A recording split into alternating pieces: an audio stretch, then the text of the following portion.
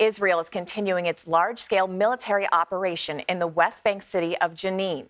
It claims the operation is targeting Iranian-backed Palestinian groups responsible for recent attacks. Palestinian health officials say 10 people have been killed in the clashes, including 3 minors. The fighting has forced about 4,000 Palestinians to flee a refugee camp near Jenin. Meanwhile, at least 8 people were injured in Tel Aviv after police say a Palestinian man rammed a pickup truck into pedestrians and went on a stabbing rampage. Hamas claimed the attack was in response to the raid. Officials say an armed civilian shot and killed the attacker. BBC News correspondent Yolande Knell is there following the latest from Jenin and joins us now. First of all, I have to say I've been following your reports on the BBC all week. You've been doing really excellent work, and you know the area really well. So if you can explain to people who may not be familiar what the current situation is on the ground right now, and why this town, why this area is the target of this Israeli military operation. Well, I'm here in Jenin city centre. It's in the north of the occupied West Bank. What you can see at the moment is some smoke billowing behind me. That's because Palestinian protesters have been setting tyres on fire. They've been throwing stones below us. There are now quite big crowds out on the streets after it was very empty and eerily quiet in Jenin through the day.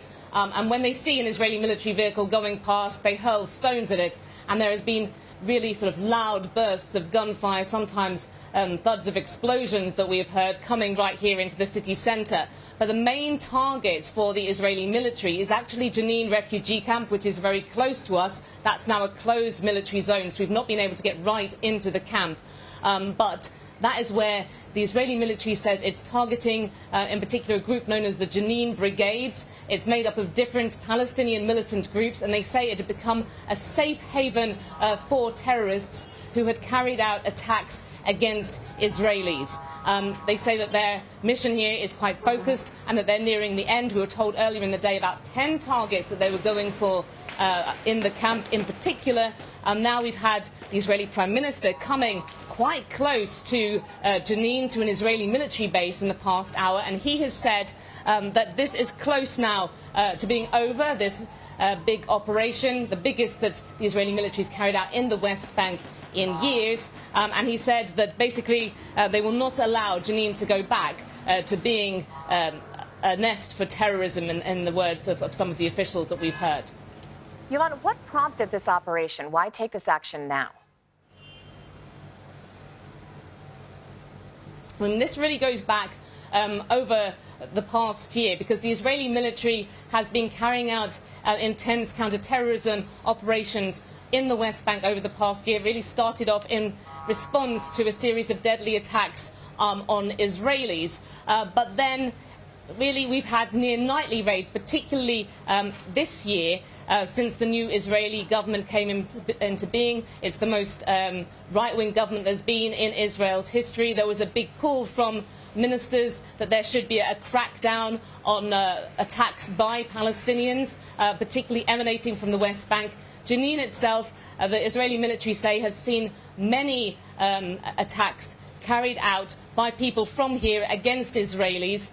They said it was responsible for about 50 attacks, shooting attacks against Israelis in the past 9 months, people coming from this area. And they said also that what happened is that when Palestinians from other areas had carried out attacks, they'd sometimes come to the Jenin refugee camp and hid there. So their initial target, which was unusually hit by a drone strike when this all started more than a day ago, well, they said that that was being used as a command centre by the Jenin Brigades and a place for attackers from other places to shelter.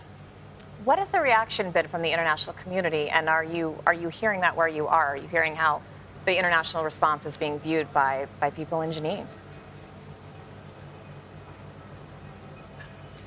Initially, of course, countries like the US spoke about their commitment to Israel's security, but there has been, over the past day, just increased alarm at the intensity of this operation, because we haven't, as I say, seen the likes of it really since the times of the Second Palestinian Intifada.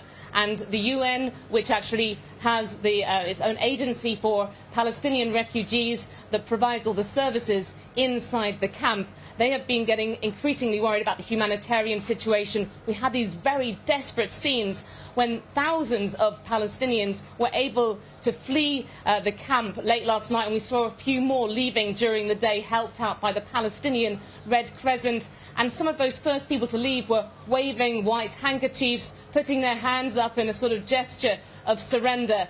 And they've been forced to leave their homes, told us that it had been absolutely terrifying inside. The refugee camp is such a built-up place. You know, it's a decades-old refugee camp. It's an urban camp. Some 20,000 people live there. So when the Israeli military goes in with a big operation like this, it's very hard to stop civilians from being caught up in the crossfire.